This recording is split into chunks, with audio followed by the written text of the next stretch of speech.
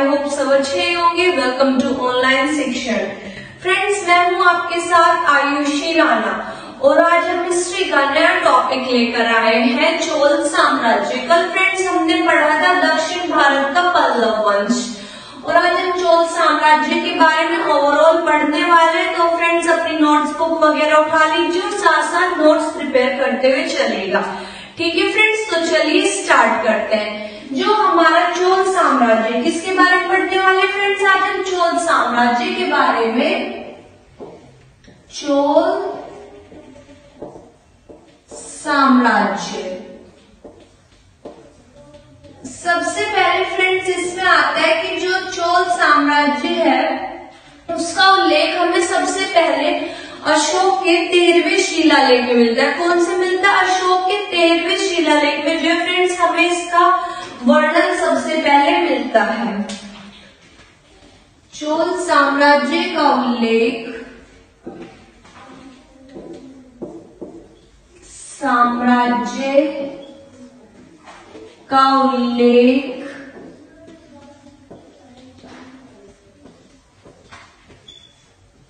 सबसे पहले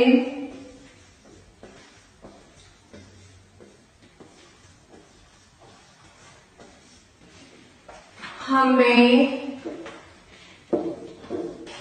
अशोक के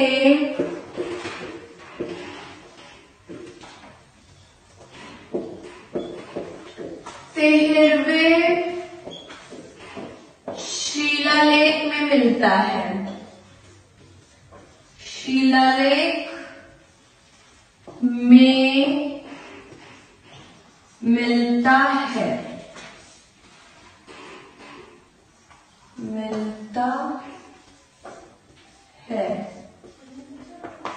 ठीक है फ्रेंड्स, उसके बाद नेक्स्ट हम आते हैं, इस वंश का संस्थापक विजयालय था और ये जो है 850 से लेके 887 तक गद्दी पर बैठा। राजा विजयालय ने नरकेसरी की उपाधि धारण की थी। ये बात आप लिख। इस वंश का संस्थापक,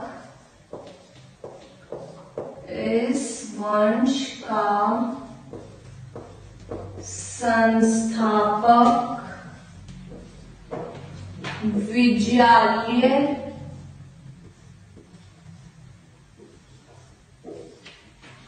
था। ठीक है फ्रेंड्स, कौन था इस वंश का संस्थापक? जो है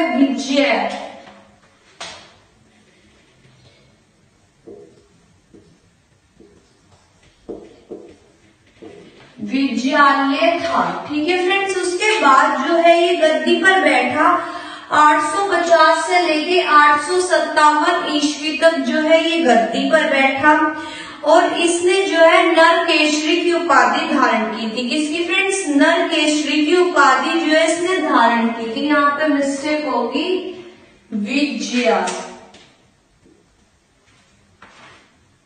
इसने नर केसरी की उपाधि धारण की थी। ठीक है फ्रेंड्स, इसके बाद नेक्स्ट हम आते हैं और इनकी राजधानी जो है वो तंजौर थी और तंजौर का वास्तुकार राजा राजपेरुथच्चन था। क्या फ्रेंड्स? राजा राजपेरुथच्चन। इनकी राजधानी तंजौर थी।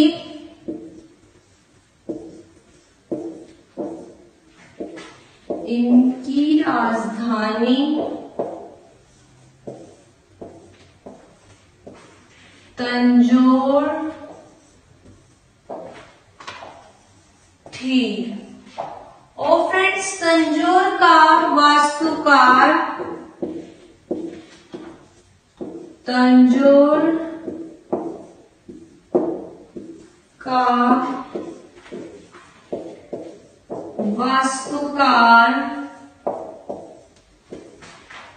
राजा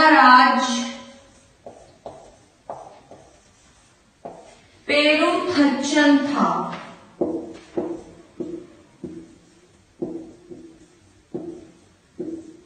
मोस्ट इंपोर्टेंट है फ्रेंड्स ये पेपर के अकॉर्डिंग कि वास्तुकार तंजौर का कौन था, तो वो राजाराज पेरुथच्चन था। इसके आने के बहुत ज्यादा चांसेस है, तो आप इसको भूलिएगा मत, राजाराज पेरुथच्चन। ठीक है फ्रेंड्स, इसके बाद नेक्स्ट हम आते हैं चोलों का प्रथम मान सम्राट जो है वो आदित्य प्रथम था। आदित्य प्रथम ने जो है पल्लवों को हराने के लिए कोदंड राम की उपाधि धारण की थी। किसकी? कोदंड राम की उपाधि धारण आदित्य प्रथम, चोल वंश का सबसे शक्तिशाली राजा, चोल वंश का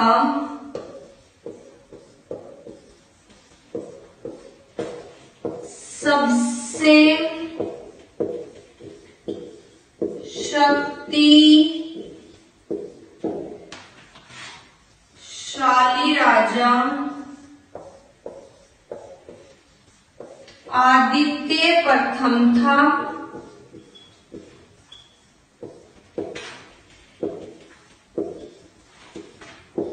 जिसने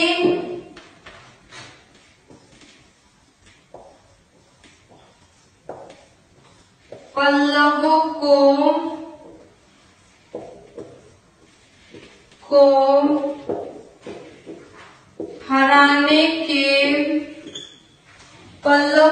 हराने के बाद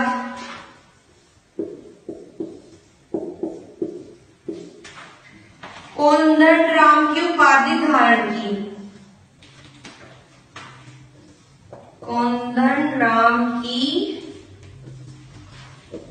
उपाधि धारण की।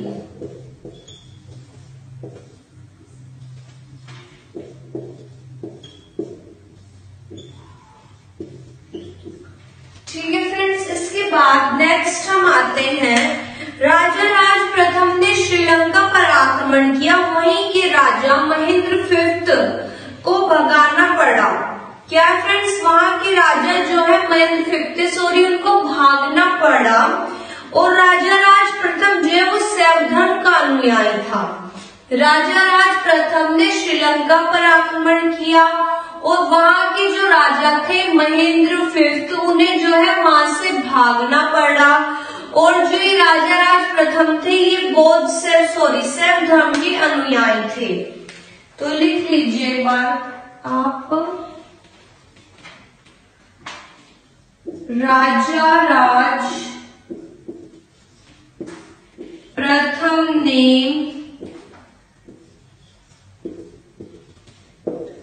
श्रीलंका पर आक्रमण किया,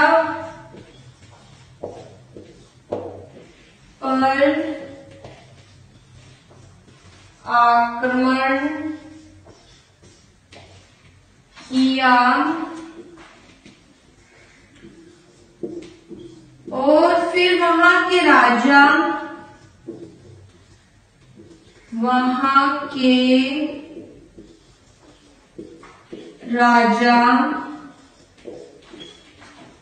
महेंद्र फिफ्थ को भागना पड़ा।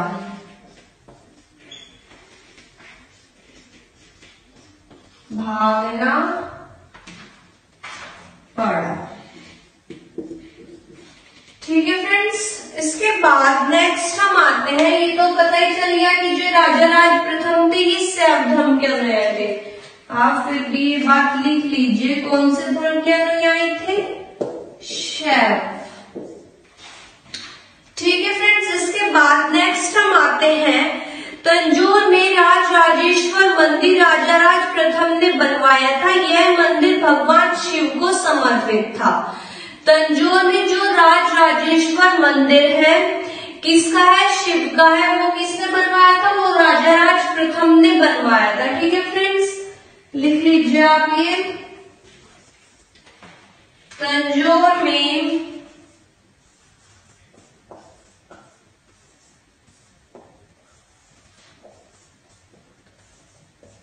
राजराजेश्वर मंदिर का निर्माण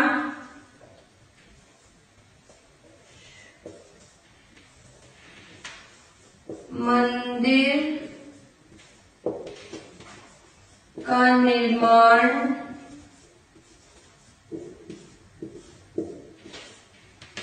राजा राज प्रथम ने कराया।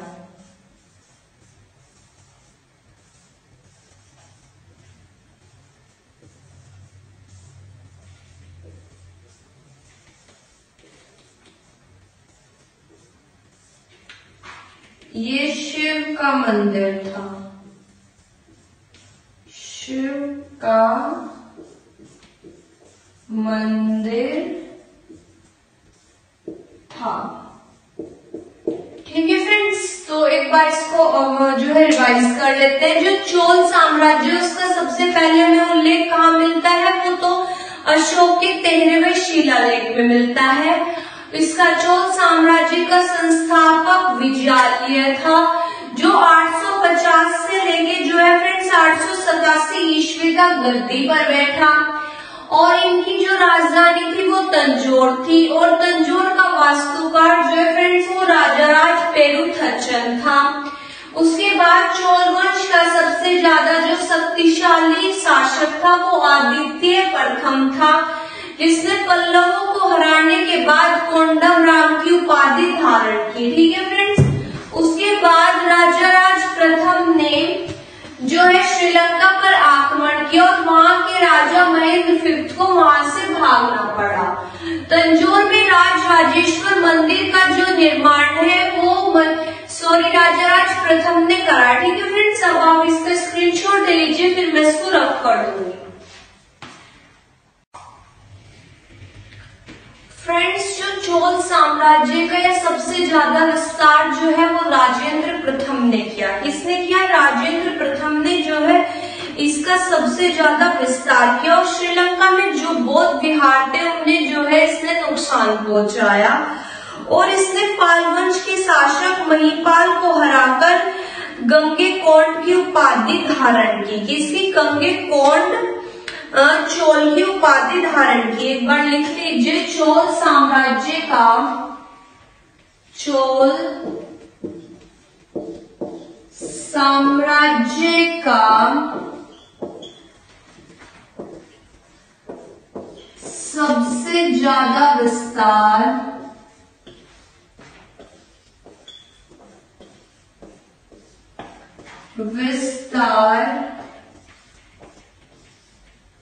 राजेंद्र प्रथम ने किया। राजेंद्र प्रथम ने किया। इसने श्रीलंका में या श्रीलंका के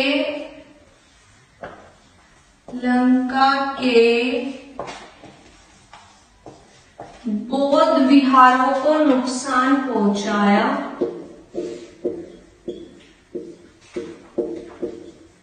विहारों को नुकसान पहुंचाया।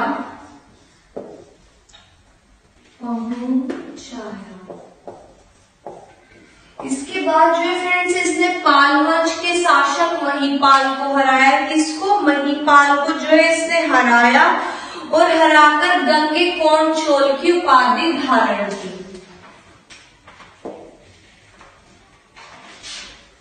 इसने पाल वंश के शासक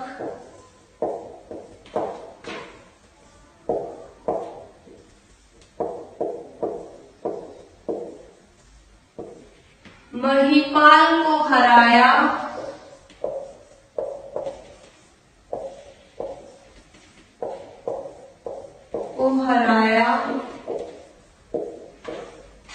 और फिर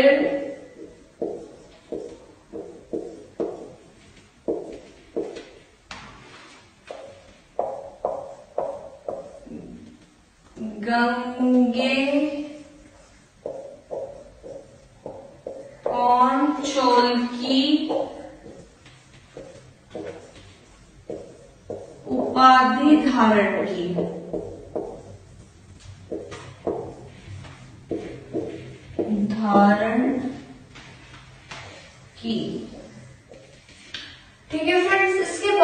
नेक्स्ट हम आते हैं,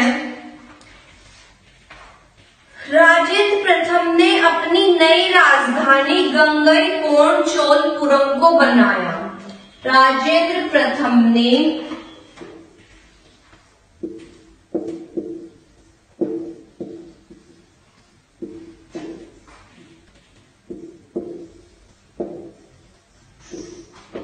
अपनी नई राजधानी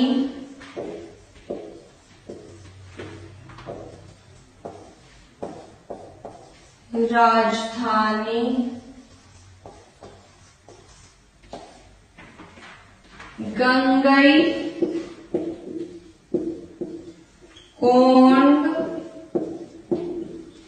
चोलपुरम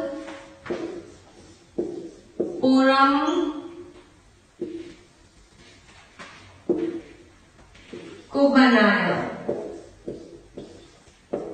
पहले कौन सी थी? तो फ्रेंड्स पहले इनकी राजधानी थी तंजौर, और फिर इसने राजेंद्र प्रथम ने किसको बनाया? गंगईकोंड चोलपुरम को अपनी राजधानी बनाया। और महिपाल को हराकर इसने किसकी उपाधि धारण की? तो इसने जो है गंगईकोंड चोल की उपाधि धारण की। ठीक है फ्रेंड्स, अब नेक्स्ट चलते हैं। चोल वंश का अंतिम शासक राजेंद्र थर्ड था। ये लिख लीजिए आप, चोल वंश का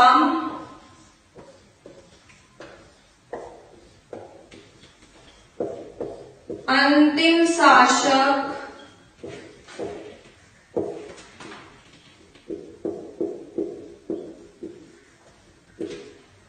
राजेंद्र थर्ड था।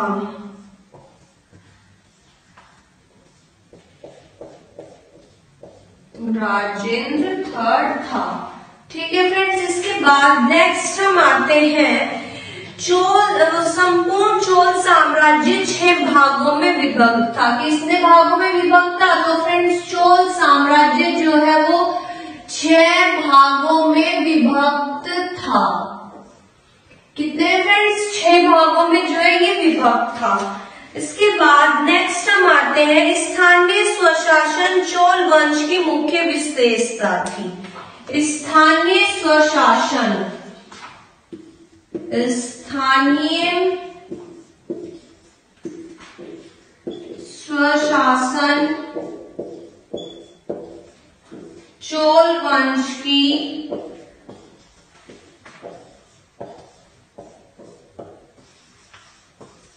मुख्य विशेषता थी।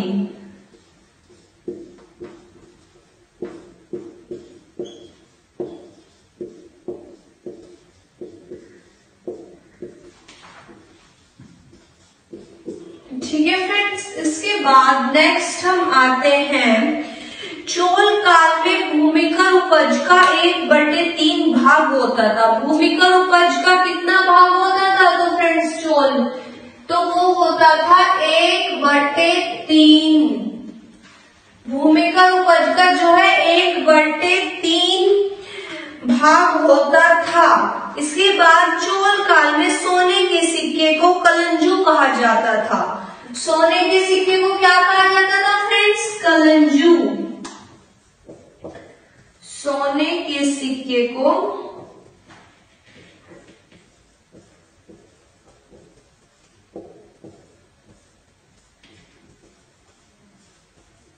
कलंजू कहा जाता था। ठीक है फ्रेंड्स, इसके बाद नेक्स्ट, चोल काल का सर्वाधिक महत्वपूर्ण बंदरगाह जो कावेरीपट्टम था। कौन सा था फ्रेंड्स? चोल साम्राज्य का महत्वपूर्ण बंदरगाह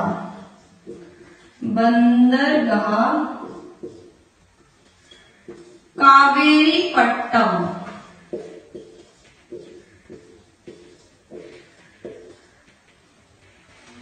कावेरीपट्टम था। ठीक है फ्रेंड्स, इसके बाद नेक्स्ट, चोल वंश की नौसेना शक्ति को भारतीय इतिहास में बहुत शक्तिशाली माना गया है। इनकी कौन सी सेना को क्या कहा जाता था? नौशक्ति। और वो जो है भारतीय इतिहास से बहुत ज्यादा शक्तिशाली सेनाओं में से एक थी। इसके बाद कोरमनाथ मंदिर परांतक प्रथम ने बनवाया। किसने बनाया? परांतक प्रथम ने। कोरमनाथ मंदिर, कोरमनाथ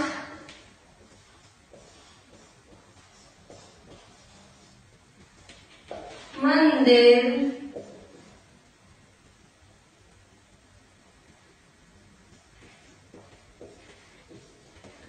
किसने बनवाया फ्रेंड्स? तो वो बनवाया परांतक ने, परांतक प्रथम ने, परांतक प्रथम ने बनवाया कोरमनाथ मंदिर। ठीक है फ्रेंड्स, इसके बाद नेक्स्ट हम आते हैं नटराज प्रतिमा को चोल कला का सांस्कृतिक निचोड़ कहा जाता है। कि इसको नटराज प्रतिमा को चोल कला का जो है सांस्कृतिक निचोड़ कहा जाता है। And the last one is Vishnu के उपासक अलवार तथा शिव के उपासक नैनार संत कहलाते थे। विष्णु के क्या कहलाते थे फ्रेंड्स? वो अलवार, विष्णु के उपासक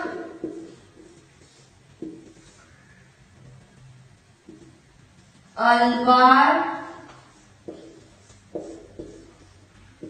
और शिव के उपासक जो है फ्रेंड्स वो नवनार संत कहलाए। और शिव के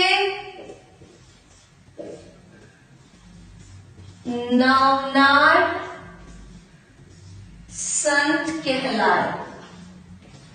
ठीक है फ्रेंड्स, एक बार इसको रिवाइज कर लेते हैं। चोल साम्राज्य कितने भागों में विभक्त था? तो वो 6 भागों में विभक्त था और 1/3 जो है इसकी भूमि का उपज थी। इसके बाद चोल साम्राज्य का सबसे ज्यादा जो वो था विस्तार वो राजेंद्र प्रथम ने किया। इसे श्रीलंका में जो है इसने बौद्ध विहारों को नुकसान पहुंचाया। इसने जो है पाल वंश के शासक महिपाल को हराया और फिर गंगेकोंड चोल की उपाधि धारण की। ठीक है फ्रेंड्स, राजेंद्र प्रथम ने अपनी नई राजधानी गंगेकोंड चोलपुरम को बनाया। चोल वंश का अंतिम शासक जो है वो राजेंद्र III था और स्थानीय स्वशासन चोल वंश की मुख्य विशेषता थी।